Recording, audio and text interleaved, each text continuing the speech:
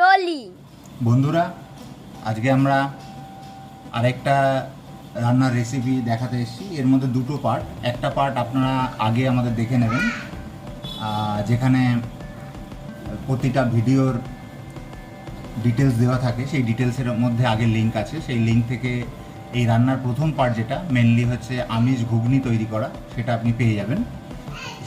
আর সেটাকে দিয়ে কি কি রান্না করা যায়, তার মধ্যে একটা রান্না হচ্ছে এইটা, যেটা হচ্ছে আপনারা হয়তো সবাই জানেন, ছবিটা দেখে তো দেখতে বুঝতেই পারছেন যে ফুচকা দেওয়া আছে মানে দই ফুচকা তৈরি হবে। এই দই ফুচকা তৈরির জন্য ফার্স্ট পার্ট রান্না আগে হয়ে গেছে, সেটাকে আপনারা অন্য ভিডিওতে দেখে নিতে পারবেন। আমি পরের দ্বিতীয় পার্টটা, ফাইনাল পার্টটাকে করছি। প্রথমে হচ্ছে ফুচকাগুলোকে ভেঙে নিয়ে জায়গা করে নিতে হবে, এবং ঘুগনিটা যদি একটু শুকনো হয় তাহলে সুবিধা, কেননা যদি জল বেশি থাকে তাহলে ফুচকা খুব তাড়াতাড়ি নরম হয়ে যাবে। আমরা প্রথমে আগে ফুচকা ভেঙে নিচ্ছি।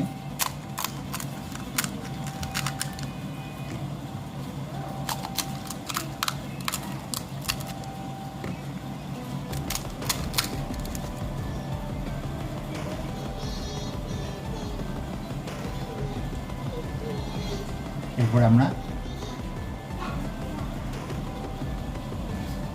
ঘুগনিটাকে দেব।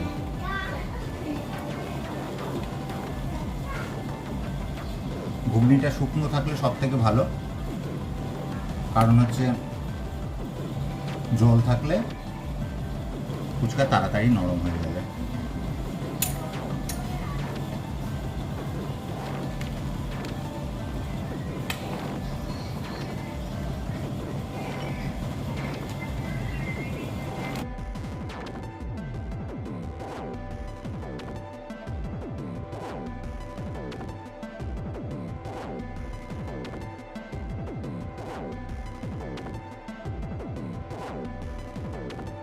এবার এর উপরে যেটা দিতে হবে সেটা হচ্ছে একটু করে পেঁয়াজ দিতে হবে প্রত্যেকটাতে।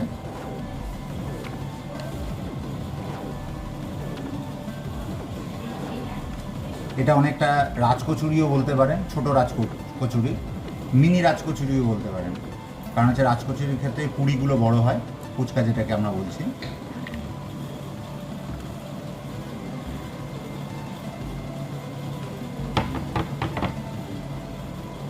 এরপরে আমরা দেবো হচ্ছে দই।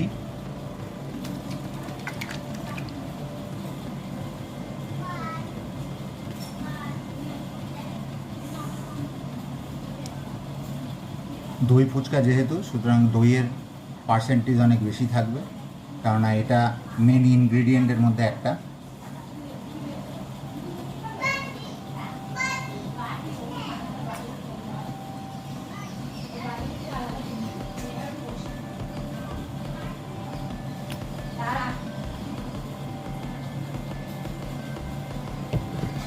এরপরে যেটা দিতে হবে, একটু চাট মশলা দিতে হবে এর উপরে। এটাতে টেস্ট অনেক বেশি বাড়িয়ে দেয়। এর মধ্যে যেহেতু নুন থাকে, সেই জন্য দই দেওয়ার পরে যে নুনের ঘাটতিটা ঘটে, সেই ঘাটতিটাকে মেকআপ দেওয়া যায়।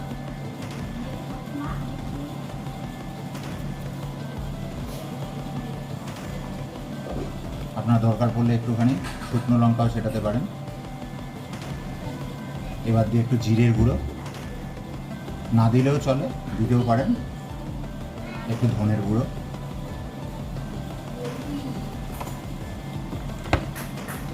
এরপরে মেন ইনগ্রেডিয়েন্টের আরেকটা হচ্ছে এর মিষ্টি সস বা মিষ্টি চাটনি, যেটা খেজুর, আমসত্ত্ব এবং তেঁতুল দিয়ে তৈরি হয়, সেটাকে দিতে হবে।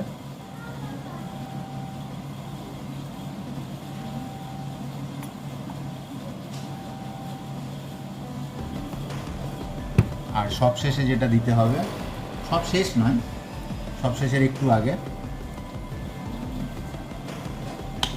এরপরে হচ্ছে এর উপরে যেটা দেওয়া হচ্ছে অল্প করে, এটা একটু নোনতাতে নোনতাতে টেস্ট, এটা হচ্ছে পুদিনা সস। আপনারা পুদিনা পাতাও ব্যবহার করতে পারেন, এটা রেডিমেড কিনতে পাওয়া যায়। বাদবাকি যে মিষ্টি সসটা ওটা আমাদেরই তৈরি। এবং সর্বশেষ ইনগ্রিডিয়েন্টের উপরে যেটা দিতে হবে সেটা হচ্ছে ঝুড়ি ভাজা বা সেউ।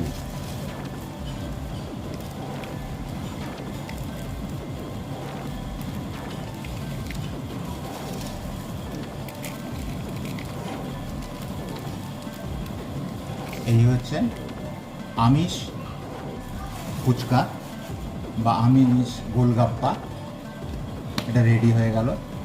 ফুচকার অনেক ভ্যারাইটি তৈরি হয়, তার মধ্যে এটা একটা। সাধারণত ফুচকা নিরামিষই খায়, কিন্তু আমিষ হিসেবে আপনি খেতে পারেন। চিকেন, মাটন, বিভিন্ন জিনিসের আইটেম। এটার মধ্যে যেটা দেওয়া আছে চিকেনের চর্বি দিয়ে এর যে ঘুগনিটা তৈরি করা আছে, সেই জন্য আমিষ বলছি আমি, সেইটা দিয়ে এটা ফুচকাটাকে দই ফুচকাতে ব্যবহার করা হয়েছে। আপনারাও বাড়িতে বানিয়ে খান এবং ভালো লাগলে অবশ্যই জানাবেন। আর যদি আমার এই দোকানের আশপাশে থাকেন তাহলে আশপাশে একবার ফোন করে দেবেন আসার আগে। এখানে এসে নয় আমাদের খাবার টেস্ট করে যাবেন। আজকে আসি বন্ধু, জানাবেন কেমন হলো। যদি আপনাদের ভিডিওটা ভালো লাগে please like and subscribe us.